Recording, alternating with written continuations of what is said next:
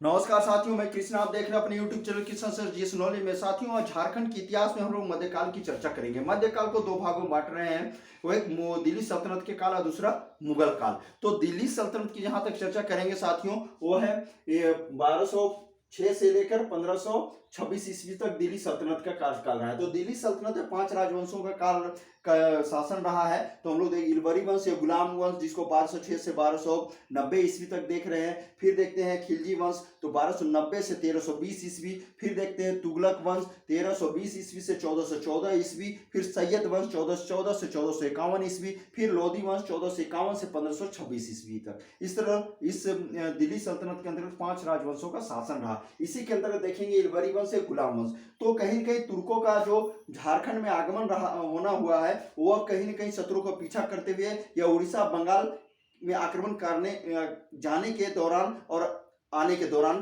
कहीं ना कहीं हुआ है। तो स्पष्ट रूप से कहा जाए तो झारखंड एक तरफ से दिल्ली सल्तनत के समय पूर्ण तरह से कहीं ना कहीं स्वतंत्र रूप से ही शासन कर रहा था। खासकर इलबरी वंश के समय अगर हम लोग देखें तो इलबरी वंश या गुलाम वंश का संस्थापक हम लोग कुतुबुद्दीन ऐबक को देखते हैं। गुलाम वंश का जो कार्यकाल 1206 से 1290 ईस्वी और कुतुबुद्दीन ऐबक 1206 से 1210 ईस्वी तक शासन किया। तो ये मोहम्मद गोरी का सेनापति था और इसके शासन स्थापित अर्थात दिल्ली सल्तनत की स्थापना पूर्वी देखे 1202 से 1203 ईस्वी में ये जो शासक है अर्थात कुतुबुद्दीन ऐबक के सेनापति बख्तियार खिलजी ने दक्षिण बिहार पर आक्रमण किया और उदयपुरी, नालंदा विश्वविद्यालय, विक्रमशिला विश्वविद्यालय पर आक्रमण करके उनको पूरा नष्ट भ्रष्ट कर दिया। और यहाँ के जो गैर मुसलमान थे वह वहां छोड़ दिए और झारखंड में कहीं ना कहीं शरण लिए।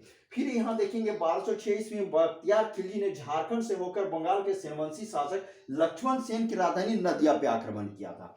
और आगे अगर देखें दिल्ली सल्तनत के अंतर्गत यानी इलबरी वंश के शासनकाल के दौरान तो इल्तुतमिश और बलबन के समय उतना हद तक प्रभावित नहीं हुआ था, झारखंड मुक्त था। हाँ, दिल्ली सल्तनत के अंतर्गत इल्तुतमिश का जो कार्यकाल 1211 से 1236 रहा है, बलबन का 1265 से 1286। तो इल्तुतमिश के समय बंगाल को बिहार झारखंड से अलग कर दिया गया और बिहार जो बंगाल से अलग किया गया तो उसमें चूंकि झारखंड बिहार में आता था तो उसमें मलिक सैफुद्दीन को यहाँ का गवर्नर बना दिया गया। अब इल्तुतमिश के समय अर्थात अगर हम लोग देखें खासकर इलबरी वंश के समय नागवंशी शासक तो हरिकर्ण राय, शिवकर्ण राय और वेणुकर्ण राय थे। तो हरिकर्ण राय का शासन का 1206 से 1224, शिवकर्ण राय का 1235 से 1276 और वेणुकर्ण राय का 1277 से 1299 ईस्वी तक शासन ये कर रहे थे। कहा झारखंड के नागवंशी शासक थे। फिर देखें हम लोग खिलजी वंश। तो खिलजी वंश का शासन के समय झारखंड देख रहे हैं तो खिलजी वंश का कार्यकाल 1290 से 1320 ईस्वी देख रहे हैं। खिलजी वंश के संस्थापक कौन थे? जलालुद्दीन फिरोज खिलजी। इसके समय झारखंड में किसी प्रकार कोई प्रभाव देखने को नहीं मिलता है। जहां इसके बाद जो उत्तराधिकारी अलाउद्दीन खिलजी इनके भतीजा और दामाद थे। इनका कार्यकाल 1296 से लेकर 1316 ईस्वी तक, जब ये सुल्तान बना था इस दौर में। और सुल्तान बनने के बाद चूंकि एक साम्राज्यवादी शासक था, इन्होंने रक्त लोह की नीति अपनाया था। तो साथियों, अलाउद्दीन खिलजी को जो सेनापति थे छज्जू मलिक, ये नागवंशी शासक फेनुकर्ण राय को कर देने के लिए बाध्य किया। यानी कि अलाउद्दीन खिलजी समय नागवंशी शासक फेनुकर्ण राय थे और फेनुकर्ण राय का कार्यकाल 1300 ईस्वी से 1360 ईस्वी तक था। और इसके दूसरे सेनापति अर्थात अलाउद्दीन खिलजी के जो दूसरे सेनापति थे मलिक काफूर, ये झारखंड के रास्ते से होते हुए तेलंगाना विजय के लिए गए थे। फिर देख रहे हैं इसके बाद और कोई भी शासक का कार्यकाल के अंतर्गत झारखंड में इसका कोई उल्लेख नहीं मिलता है। जहां तक तुगलक वंश का काल बात करें तो तुगलक वंशी काल में झारखंड जो देख रहे हैं 1320 से 1414 ईस्वी। तो तुगलक वंश का संस्थापक ही थे गयासुद्दीन तुगलक। तो गयासुद्दीन तुगलक के समय झारखंड का कुछ वैसा उल्लेख नहीं मिलता है। हाँ, सुल्तान मोहम्मद बिन तुगलक, जिसे शॉर्ट फॉर्म में हम लोग अंग्रेजी में एमबीटी कहते हैं, इनका कार्यकाल 1325 से 1351 ईस्वी तक था। तो एमबीटी अर्थात मोहम्मद बिन तुगलक के जो सेनापति थे मलिक बया, हजारीबाग क्षेत्र के चाई चंपा तक पहुंच गए और साथ ही संथाली स्रोत के अनुसार यह बताया जाता है कि यह आक्रमण 1340 इब्राहिम अली के नेतृत्व में हुआ था।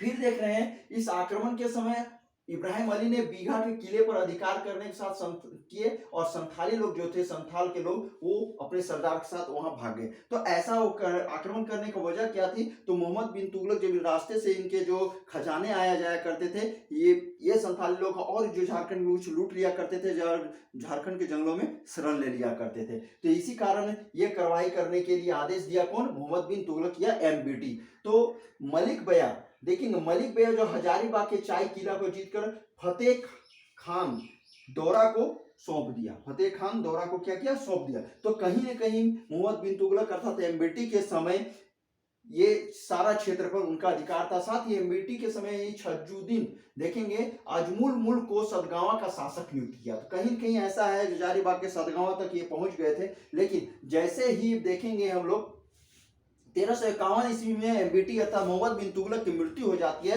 उसके बाद उसके उत्तराधिकारी, चूंकि इनका कोई पुत्र नहीं था एमबीटी का या मोहम्मद बिन तुगलक का, तो उनका चचेरा भाई फिरोज शाह तुगलक गद्दी पे बैठते हैं। अब फिरोज शाह तुगलक जब गद्दी पे बैठते हैं साथियों, तो देखेंगे कि इसके समय में अर्थात फिरोज शाह तुगलक के समय जो नागवंशी शासक थे, वो ये हम लोग देख रहे हैं टिहलीकरण राय, यानी कि एमबीटी के समय भी टिहलीकरण राय थे, शासन कर रहे थे, और शिवदासकरण राय बाद में शासन कर रहे थे। यानी इसमें तुगलक वंश के समय नागवंशी शासक कितने रहे? 2, टिहलीकरण राय और शिवदासकरण राय। तो एमबीटी का जो उत्तराधिकारी फिरोज शाह तुगलक ने, इन्होंने क्या किया कि बंगाल के शमसुद्दीन इलियास शाह को युद्ध में पराजित करके हजारीबाग के सतगावा क्षेत्र में अधिकार किया, और अधिकार करने के बाद इसी हजारीबाग के जितने क्षेत्र में जीता था, वो सतगावा क्षेत्र को केंद्र बनाकर 1359-60 ईस्वी में सतगावा को क्या बनाया? राजधानी बनाया। तो इसका मतलब यह हो रहा है कि कहीं ना कहीं फिरोज शाह तुगलक जब गद्दी बैठे थे, उसी समय सतगावा स्वतंत्र कर लिया गया होगा वहां के शासक के द्वारा, इसीलिए फिरोज शाह तुगलक को पुनः वहां पे कार्रवाई करते हुए अपना अधिकार में उसे लेना पड़ा। तो साथियों फिर यहाँ देखेंगे कि 1359 ईस्वी में झारखंड के क्षेत्र में एफएसटी आए थे। एफएसटी अर्थात फिरोज शाह तुगलक आए थे। फिर यही देख रहे हैं कि 1372 ईस्वी में उड़ीसा आक्रमण के समय इसी हजारीबाग सतगांव के क्षेत्र से ही वो उड़ीसा गए होंगे। फिर देखते हैं हम लोग साथियों कि एफएसटी के समय ही अर्थात फिरोज शाह तुगलक के समय ही 1368 ईस्वी में बागदेव ने रामगढ़ राज्य की स्थापना किए थे। इतना ही नहीं साथियों, अब देखेंगे फिरोज शाह तुगलक के शासन काल के समय ही अब शिवदासकरण जो नागवंशी शासक थे, खासकर इनके उत्तराधिकारी के समय, फिरोज शाह तुगलक के उत्तराधिकारी के समय नागवंशी शासक शिवदासकरण राय ने 1401 ईस्वी में गुमला के घाघरा में आप देखेंगे महामाया मंदिर की स्थापना किए थे। क्या किया था? महामाया मंदिर की स्थापना किया था। तो ये दिल्ली सल्तनत के अंतर्गत 3 राजवंशों के अंतर्गत हम लोग ये सारे चीज चर्चा देख रहे हैं। तो साथियों इससे जल्द आप देखें इस वीडियो को और समझने का प्रयास करें और अपने एग्जाम के लिए अपने आप को बेहतर बनाने का प्रयास करें। मैं और इससे एक चीज कहना चाहूंगा, इससे आगे के क्लास में हम लोग सैयद वंश और लोधी वंश की चर्चा करेंगे। तब तक के लिए आप इस वीडियो को अवश्य देखिए, सब्सक्राइब करें, कमेंट करें, शेयर करें, लाइक अवश्य करें, देखना लेकिन इस वीडियो को नहीं भूलिएगा। नमस्कार।